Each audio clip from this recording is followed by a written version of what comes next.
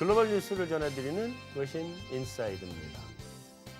작년 한 6월쯤이었나요? 브렉시트 때문에 전 세계가 깜짝 놀란 적이 있었는데 이번에는 또 이제 브렉시트보다 더 큰 이슈일지 어쩔지 스페인에서 이슈가 터졌습니다. 스페인의 그 북쪽의 그 카탈로니아, 영어로 읽으면 카탈로니아고 스페인어로 읽으면 카탈루니아가 자치 독립을 하겠다 하고 나서서 이제 주민투표까지 하고 또 찬성이 압도적으로 나왔고 한다 그러다 안 한다 그러다가 지금 얘기가 어디로 가고 있는지 산으로 가고 있는지 잘 모르겠습니다만 어쨌든 이게 현재 유럽의 분리주의자들을 자극하기도 하고 유럽에서 가장 큰 이벤트 리스크로 작용하고 있는 것 같습니다. 그래서 오늘은 카탈루니아에 관한 기사를 한번 찾아봤습니다.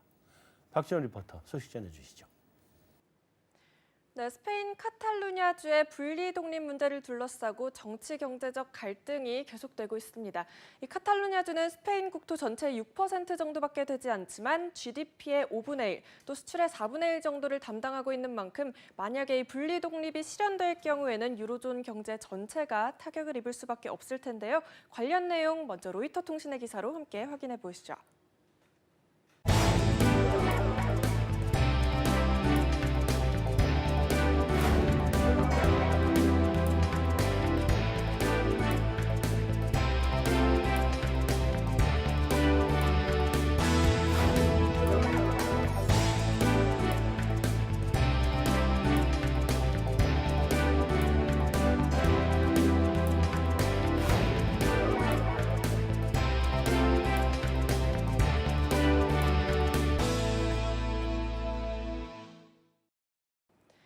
네, 이렇게 카탈루냐 독립 문제가 뚜렷한 진전 없이 해결되지 못하는 모습을 보이면서 금융시장 역시 계속해서 영향을 받고 있습니다.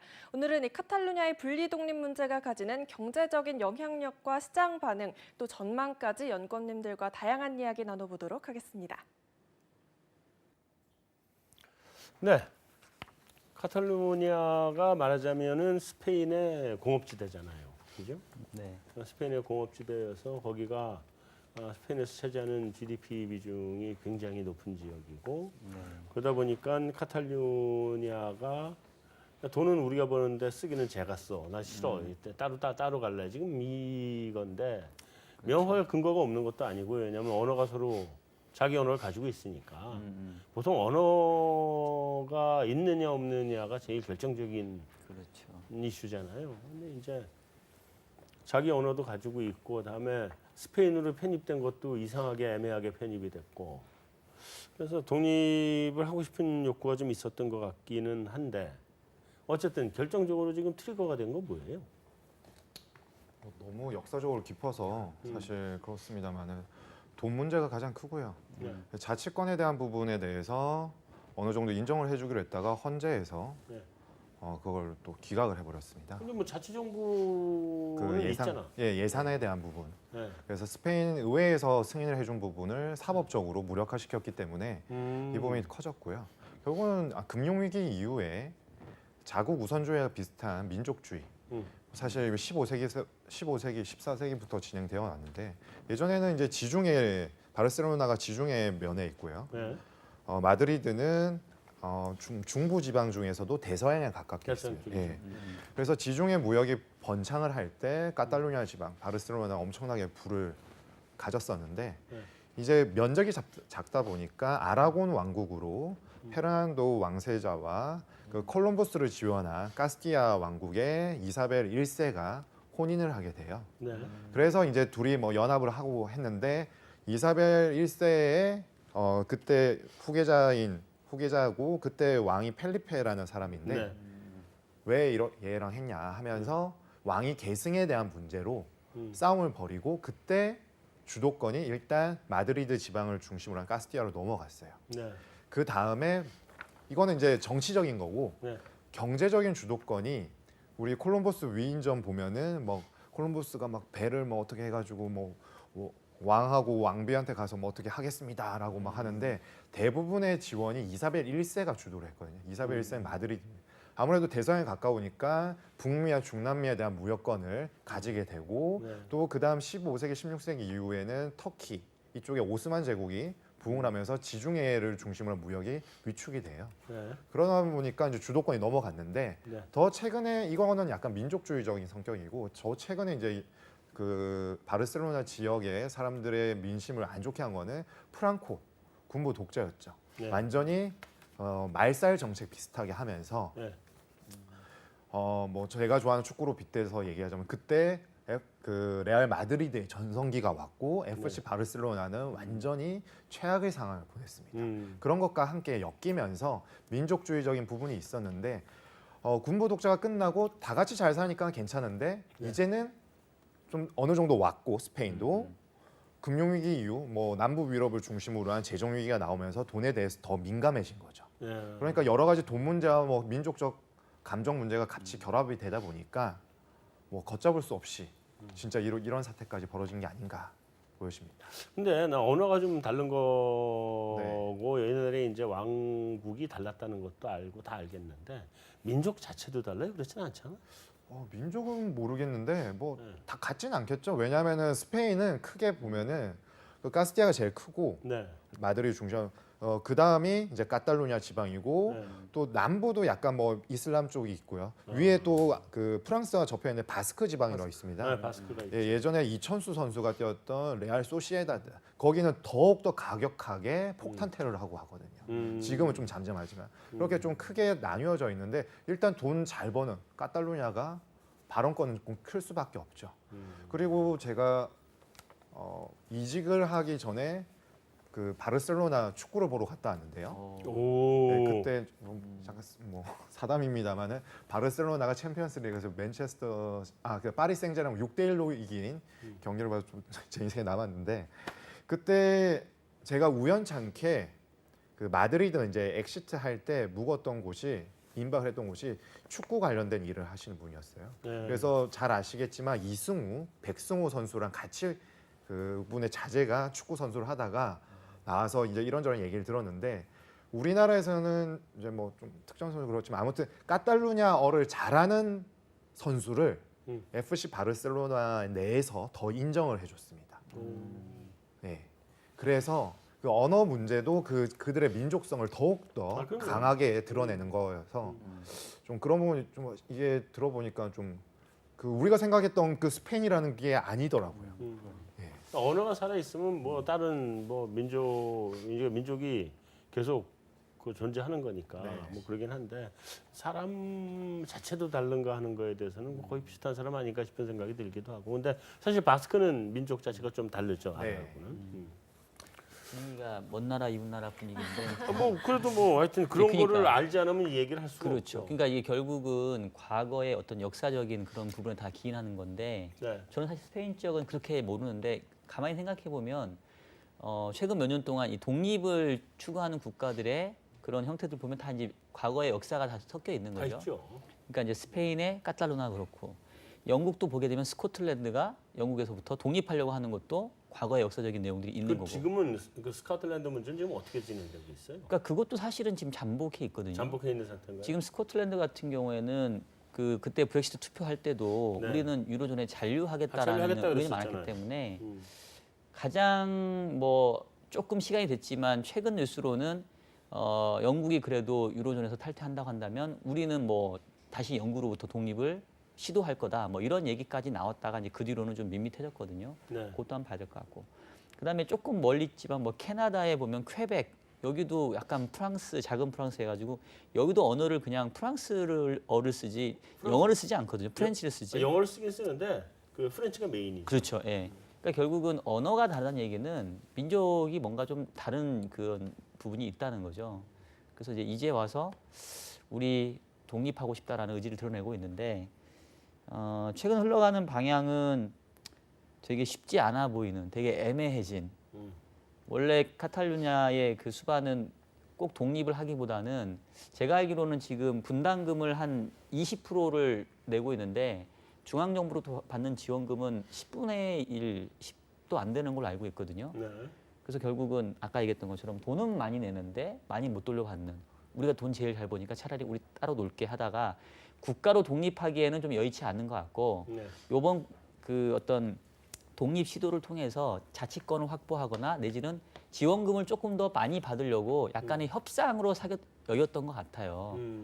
근데 지금 이제 스페인 정부는 강경하게 니네 지금 독립을 선언한 거야 만 거야 똑바로 해. 그렇죠. 만약에 선언한 거면 우리는 자치권 몰수할 거야 이렇게 나오니까 카탈루냐 입장에서는 상당히 지금 아니, 애매해져 버렸죠. 아니 근데 자치권 독립을 선언했으면 자치권 몰수할 것도 없지. 독립했는데. 근데 이제 문제는 주변 국가들이 인정을 안 해주니까 그렇죠. 그게 그런 것들이 문제지. 문제가 되는 거죠. 주변 국가들이 인정해줘야 이제 독립이 되는 건데 뭐 관계에서 나오는 거니까 그것도. 근데 어쨌든 간에 그 카탈루냐가 나가냐 안 나가냐 뭐 이러면서 이제 금융시장이 일시적으로 좀 반응을 했었죠. 어땠었어요? 했나요? 했는데 뭐 우리 주식 추석 시장이 연휴여가지고 약간, 우리 연휴 조금 관심은 떨어졌는데 네. 선진국은 안전자산 선호 심리가 좀 자극을 했고요. 다른 나라들은 반응이 좀 있었죠. 예, 좀 뭐 증시에는 그다지 안 좋았는데 방금 위원님께서 말씀하셨다시피 쉽지 않은 게 딱 드러났어요. 브렉시트와는 달리 드러나니까 오히려 금융시장은 호재다, 불확실성 제거됐다 이렇게 판단한 것 같습니다. 오히려 불확실성이 제거됐다. 예, 처음에는 좀 뭔가 했는데 나오고 뭐 흘러가는 게 좀 여의치 않으니까 그렇게. 아니 뭐 사실은 자기들도 꼬리 내린 거 아니에요 지금? 완전 꼬리 내렸지 뭐. 오늘 밤에 결정 그거 하지 않나요? 그러니까 오늘 최후 통첩 통첩, 시한이 예, 19일인 걸로 알고 있으니까 뭐 오늘일 건데 아니 근데 만약에 오늘 최후 통첩에서 예. 우리 독립할래 하고 통첩을 하면 그냥 스페인은 저기 탱크 보내나?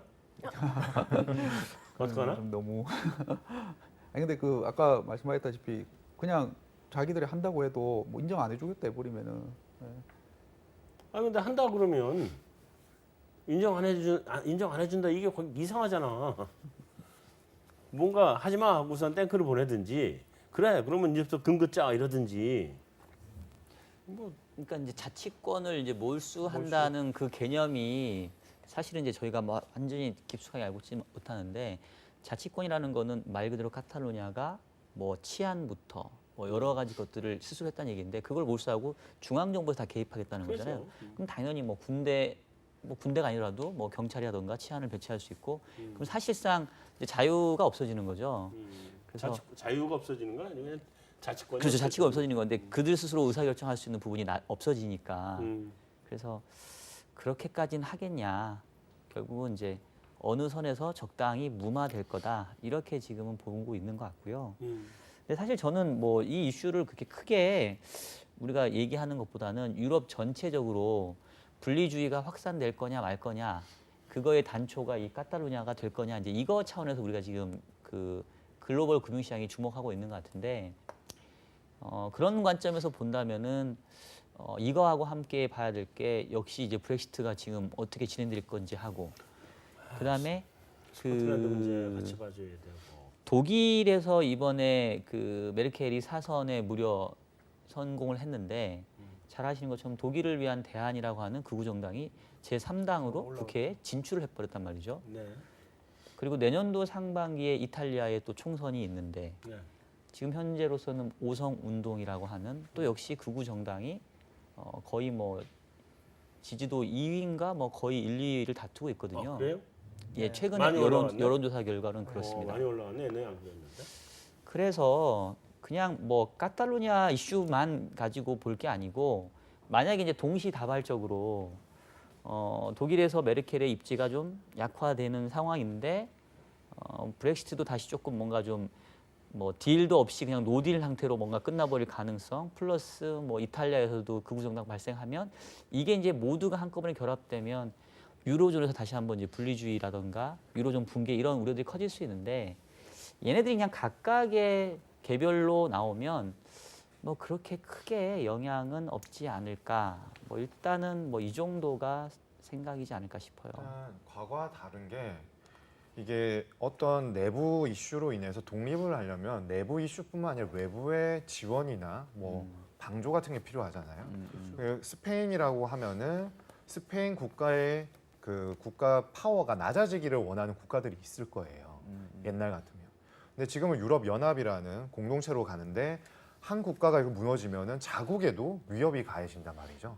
그러니까 이 부분에 대해서 뭐 적극적으로 지지는커녕 뭐 방관하는 것도 사실 좀 꺼려하는 것 같습니다. 그냥 카탈루냐가 독립하게 되면 자기네들도 어떻게 될지 모르니 일단은 그냥 일단 부정적인 시각을 먼저 하니 뭐 자체적으로도 사실 동력이 뭐 투표율도 50%가 안 됐다고 하고 하니까 뭔가 좀 정당성을 스스로 찾기가 쉽지 않은 상황인 것 같습니다. 한참 그렉시트 뭐 브렉시트 할 때 걱정이 있었는데 근데 그것들이 좀 가라앉았지 않습니까? 보면 네. 그게 저 프랑스가 제일 극대화였는데 어쨌든 마크롱이 이기고 뭐 독일이 좀 불안해졌지만 메르켈이 사선이 되면서 일단 좀 잠잠해졌고 그때 또 그렇죠. 네덜란드도 한참 극우하다가 졌잖아요 보면요. 그러니까 잠잠해지고 말씀하신 것처럼 그리고 저희가 뭐 여기서 여러 번 얘기한 것 같은데 여기는 돌아가면서 계속 주기적으로 한 번씩 이슈를 만들어 줄 것 같은데 네. 이게 이제 파국으로 가냐 안 가냐는 우리 저 신영군 얘기한 것처럼 그럼 결국 그 유럽연합 내 정부들이 인정을 해줘야 되는데 그렇게 되려면 이제 다 바뀌어야 되죠 각각 나라에서. 근데 뭐 그렇죠. 그럴 가능성은 낮지 않나 싶어요. 사실은 이제 카탈루냐는 안 된다고 볼 수밖에 없을 것 같고 거기는 될 가능성 거의 없는 것 같아요. 이제 아까 초반에 우리 박영권이 얘기했나 그 요구사항을 자기들 요구사항을 좀 더 관철시키기 위한 협상의 지렛대로 지금 가는 거 아니야 이런 것 같고 근데 뭐 독일은 잘못하면 뭐 동독서독으로 분리되나? 아니요. 그다음에 이탈리아는 그러면 도시 국가로 다 찢어지나? 스코틀랜드 뭐 이런 문제. 그러니까 이 문제가 아마 분리냐 이런 문제 다음에 EU로부터의 탈퇴냐 아니냐의 문제 이런 어떤 쪽의 문제일 거라는 놓고 보면 EU로부터의 탈퇴냐 아니냐의 이슈가 다시 불거질 가능성이 그렇죠. 있다고 봐야 되겠죠. 뭐 다른 거 다 해도 그러니까 독일이 뭐 저기 동베를린 서베를린 다시 짓자 이럴 가능성은 없잖아. 그러니까 독일의 이슈는 그 독일을 위한 대안이라는 정당은 뭐 이렇게 흩어져 있다는 게 아니라 그렇죠. 결국은 유로존 통합에 대해서 반대하는 거죠. 그렇죠. 그러니까 그러니까 다 다 그게 이슈인 거죠. 오송 운동도 거기에 대한 반대인 그렇죠. 거고 그다음에 영국은 뭐 스코틀랜드는 남아 있겠다 영국은 나가겠다 뭐 이거 가지고 계속 이거 유럽 전체가 지금 어떻게 보면 좀 이 나라도 많고 민족도 많고 그렇죠. 언어도 다 다르고 그걸 하나로 뭉쳐서 가려니까 계속 잡으면 그렇죠. 잡으면 나오는 건데 그래서 그런 상황에서 유럽이 계속 시끄러울 수밖에 없다 이렇게 보여지긴 하고요. 자, 근데 유럽이 정치 체제가 좀 안정되는 것 같다 뭐 이런 저거였는데 프랑스랑 이어서 이번에 오스트리아도 뭐 아주 새파란 어린애대. 그렇지 우리가 보기에는 어린애죠. 그러니까 나이가 31살이라고 하는데 응. 31살이 뭘 알겠어요. 아니 마크롱보다 더 어려. 그렇죠. 마크롱은 40대 초반 정도. 그러니까 마크롱이 저하고 동갑인 걸로 알고 있거든요. 예, 부럽더라고요. 이게 부러운 거예요? 지도자보다 어린 것 같은데요. 그러니까. 근데 이러면 유럽에 어떻게 보면 이 정국이 좀 급격하게 이게 사실 젊은 사람들이 박력 있게 나와서 일을 하는 게 나이 먹은 사람들 뒤로 물러나고 그게 차라리 더 나을 수도 있어요. 어떤 면에서는 굉장히 박력 있게 할 수도 있고. 근데 젊은 사람들의 그런 특징들이 가끔씩은 물불 가리지 않고 나오는 경우들이 있단 말이에요. 그랬을 경우에 유럽이 좀 분위기가 정치적으로 좀 또다시 뭐 변화가 생기고 그러는 가능성은 없어요. 그렇게 되면 또 금융시장도 영향을 받게 될 텐데. 그게 아까 이제 말씀드린 것처럼 계속 불거질 것 같거든요. 마크롱도 처음에 마크롱이 안 되면 다 난리 난다고 걱정했다가 마크롱이 되니까 다 안심을 했는데 이제 좀 지나고 보니까 마크롱이 바꿔야 돼 지금. 지금 예. 그래서 뭐 계속 될 것 같습니다. 보면 이런 자, 어쨌든 유럽은 김상훈 연구원 얘기한 것처럼 앞으로도 계속 잡음은 끊이지 않을 거다. 근데 잡음은 계속 나지만 또 계속 하나로 가긴 갈 거다. 왜냐하면 찢어질 때의 손해가 너무 크거든요. 그렇죠. 내가 언젠가 잡지에서 봤는데 유럽이 해체가 되면 GDP가 한 10% 정도를 뒷걸음질 친다. 그리스가 GDP가 1,500억 달러 이렇게밖에 안 되잖아요. 2,000억 달러 이렇게 그것도 안 될 텐데. 근데 그리스가 나가면 유럽 전체의 GDP가 그 2% 정도 후퇴한다. 이렇게 나오거든요. 네. 그러니까 피해가 워낙 큰 걸 알기 때문에 어쨌든 경제적 피해를 감당할 수 없어서라도 그런 걸 봉합해서 가지 않겠나는 게 내 생각이에요. 다 동의하시죠? 그렇죠. 알겠습니다. 동의하시는 걸로 알고 여기서 마무리를 뭐 해봐야 될 것 같네요. 네. 자, 오늘 준비한 순서는 여기로 마무리하겠습니다. 저희는 다음 주에 다시 찾아뵙겠습니다.